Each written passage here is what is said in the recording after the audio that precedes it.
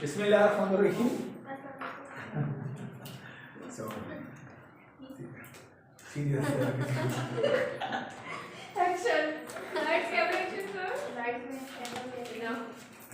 बिस्मिल्लाहिर्रहमानिर्रहीम। हम एंगल की जहां तक बात कर रहे थे ना, उससे आगे बात करते हैं। ये पोटेंशियल क्वेश्चन है, मेरे हिसाब से खतरनाक क्वेश्चन है, आया नहीं कभी, लेकिन जिस दिन मुझे मौका मिल गया तो इंशाल्लाह ये जरूर आ जाएगा। और ये है क्वेश्चन नंबर हमारे पास 20। ओके, मैं चाहता हूँ इस क्वेश्चन नंबर 20 को आप समझिए। पेज नंबर है 53। पेज कौन सा है? 53। और से देखिए क्वेश्चन को, कह रहा है टू वेक्टर्स हैं a and b are side that, दो वेक्टर हैं कुछ इस तरीके से। आपकी सबकी आवाजें इसमें रिकॉर्डिंग में चली जाएंगी,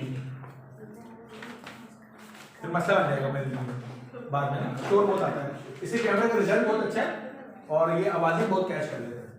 so question number 20 page number 53, इसके ऊपर कह रहा है दो वेक्टर साइड दैट, ये उससे लिखा है, इसको मैं क्या कहूं? वेक्टर a का मैग्नीट्यूड 3, फिर वो ऐसे लिखा हुआ है, इसको मैं क्या कहूं? वेक्टर b का मैग्नीट्यूड जो कि कितना दिया हुआ है 4, और उसने लिखा हुआ है a dot b is equal to -5, ये उसने दिया हुआ है। आगे उससे मुख्तलिफ पार्ट्स हैं।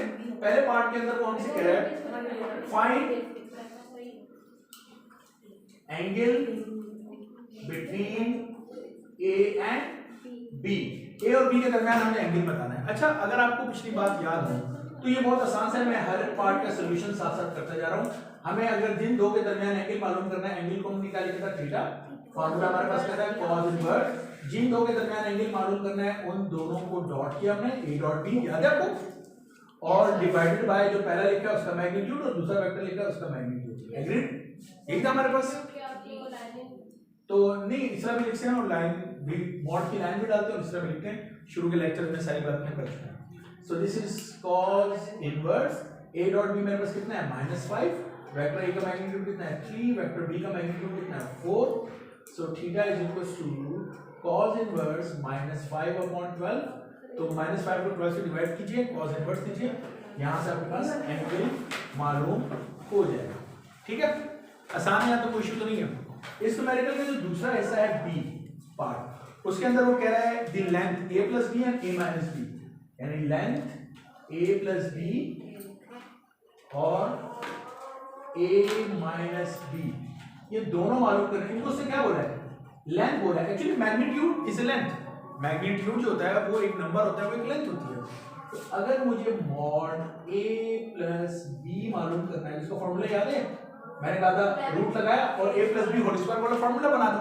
कैसे? a square plus 2a dot b plus b square. क्या ख्याल है? बस अब आपको वैल्यूज को पुट करना है, अगर तमाम चीजें हमारे पास मौजूद है। वेक्टर a का मैग्नीट्यूड कितना है हमारे पास? 3, तो 3 का स्क्वायर 9 लिख दूं डायरेक्ट। गर्ल्स है लोकाल मैथ्स क्लास ऑफ है, आप कौन सी क्लास में वैसे? G2 आप लोग की मैथ्स क्लास ऑफ है, ठीक है? वेक्टर a का मैग्नीट्यूड 3 है, तो 3 का स्क्वायर कितना हो गया? 9, 2, और a डॉट b हमारे पास कितना है? -5। एग्रीड? और प्लस वेक्टर b के मैग्नीट्यूड का स्क्वायर, वेक्टर b का मैग्नीट्यूड 4 है, तो स्क्वायर कितना हो जाएगा? 16। तो ये हमारे पास हो जाएगा √9 - 10 प्लस 16, तो ये कितना हो जाएगा? -1, तो ये 15 √15, ये हमारे पास आ गया a प्लस b। एग्रीड?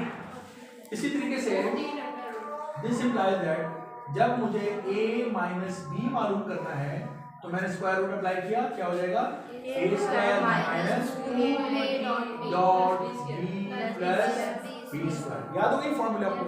तो अब इसमें वैल्यूज को पुट करने का टाइम है। वेक्टर a के मैग्नीट्यूड का स्क्वायर, 3 का स्क्वायर 9, -2, और a डॉट b कितना दिया हुआ है?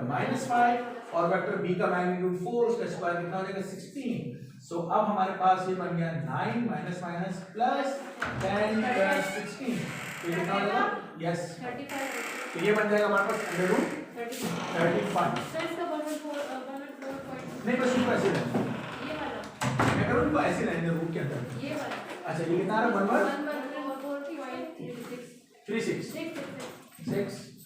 ओके ठीक है, ये हमारे पास एंगल आ गया और ये हो गया। अब इसमें जो सी पार्ट है इसको जरा गौर से देख लीजिएगा। इस पार्ट में कह रहा है दी एंगल, ये मैं कह रहा हूं पोटेंशियल क्वेश्चन हो सकता है, दी एंगल बिटवीन, उसने ऐसे करके लिखा है, ब्रैकेट लगाया है a plus B and bracket लगाया हुआ है a माइनस बी। जरा इसको समझ लीजिएगा। देखिए मैं यहाँ पे आपसे कहना चाह रहा हूं, जिन दो, ये क्या है, ये दो वेक्टर को प्लस किया तो ये एक नया वेक्टर बन गया होगा, ये दो वेक्टर को माइनस किया तो एक नया वेक्टर बन गया होगा।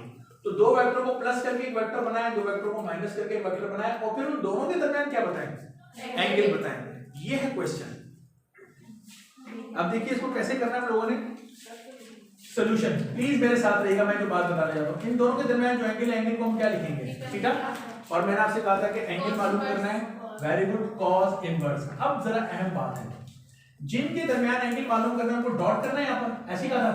तो मैंने a प्लस बी का डॉट करना है a माइनस बी के साथ, क्या कहना है, और फिर इसी फॉर्मूले से ले लो, जिन दो के दरमियान एंगल मालूम करना है उनका डॉट प्रोडक्ट किया और उन दोनों का ही मैग्नीट्यूड लिखा है।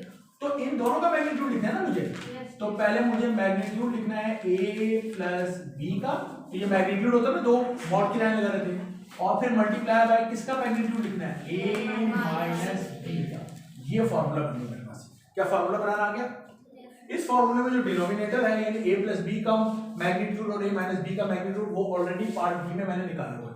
और अगर मैंने ना भी निकाला हो, ये वैल्यूज मुझे एग्जाम में वो दे और डायरेक्टली ये क्वेश्चन पूछे तो मैं कर सकता हूं। क्यों? क्योंकि ये जो है इनको कैलकुलेट करना कोई इशू नहीं है हमारे लिए। एग्रीड?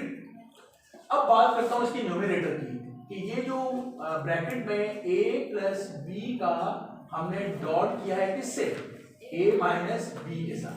इसको याद करने का एक आसान सा तरीका है। आपको क्या ये फॉर्मूला याद है, a plus B a minus B, जब दो ब्रैकेट्स मल्टीप्लाई होती हैं तो हम क्या लिखते हैं, a square minus B square. ये हमारे पास एक फॉर्मूला है, आइडेंटिटी है ना।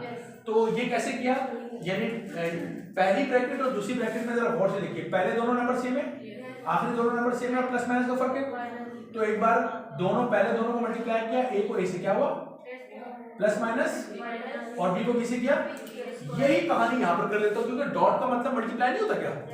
क्या डॉट मल्टीप्लाई होता है या नहीं होता, मल्टीप्लाई है। तो पहले मैं a को डॉट कर रहा हूं a के साथ, तो वो क्या हो जाता है, a स्क्वायर, याद है ना, a डॉट a स्क्वायर। उसके बाद प्लस माइनस माइनस, फिर मैं b को b से डॉट कर देता हूं, क्या हो जाएगा, b स्क्वायर। तो यानी इस पूरी चीज की जगह पर मैं a square minus b square लिख सकता हूं। क्या ये बात समझ में आ गई? तो मेरा ऊपर वाला जो फॉर्मूला है वो कुछ अब इस तरीके से बन गया, theta is equal to cos inverse a square minus b square upon mod a plus b and mod a minus b। अब चूंकि मैंने ये बना लिया है तो इसका अगला स्टेप सिर्फ मुझे वैल्यूज को पुट करना है। सो जनाब यानी cos इनवर्स वेक्टर a के मैग्नीट्यूड का स्क्वायर, a का मैग्नीट्यूड कितना है, 3, 3 का square 9, very good, minus b का मैग्नीट्यूड का स्क्वायर 4 का square 16, excellent. Mod a plus b part b के अंदर ऑलरेडी मैं मालूम कर चुका हूं, which is under root 15 multiply by this is under root 35। ठीक है, तो theta is equal to cos inverse 9 minus तो माइनस 7 अपॉन क्या में जी 9 माइनस 16 तो माइनस 7 हो जाएगा, है ना। अच्छा, रूट को मैं एक साथ लिख सकता हूं, तो दिस इज एक रूट के अंदर 15 मल्टीप्लाई बाय 35। अब ये पूरी चीज कैलकुलेटर में सॉल्व कर देगा, 107, तो ये जो फाइनल आंसर आ गया 107.7। So this is your answer. क्या मैं मुतमईन हूं कि ये आपकी समझ में आ गया, ये न्यूमेरिकल, ये पार्ट समझ में आ गया। तो ये पोटेंशियल क्वेश्चन है, क्योंकि आपको याद है मैंने आपको इस तरह वैल्यू के साथ एंगल वाला आपको एग्जाम में क्वेश्चन करवाया हुआ है, यानी इस तरह से वैल्यूज दी थी, मैंने सिर्फ एंगल पूछा था, तो हमने बड़ी आसानी से कर लिया था। लेकिन अगर इस तरह वैल्यूज दी हो तो उसको इस तरीके से वो टिपिकल कर सकता है। ये आज तक मैंने नहीं देखा एग्जाम में, लेकिन this is a potential question जो कि आपको आना चाहिए। मुतमईन हो जाऊं, ये समझ के आप सारी कहानी ओके है।